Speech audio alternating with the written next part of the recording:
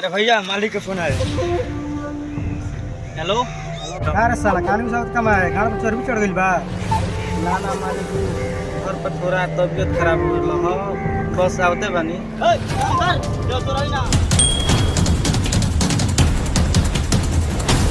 क्या मालिक आगे बनता बैठे बैठे बैठे ध्यान तनी मालिक पूरा कुर्सी पर आप बैठे का आदेश।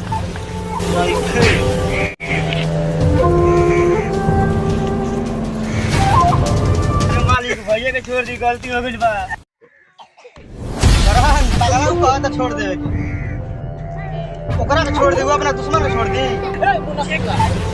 हमारा कमर हम कुछ ना बोले, पूरा भाई बहादुर भइले बारे बताए वाला काम करे रे।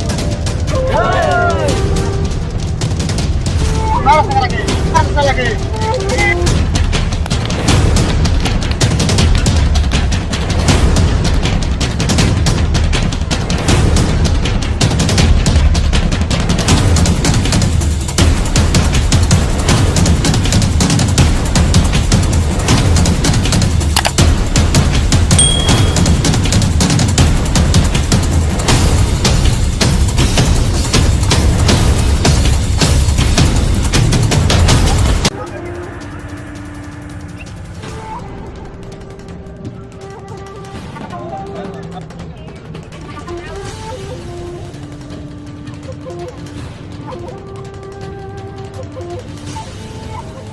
का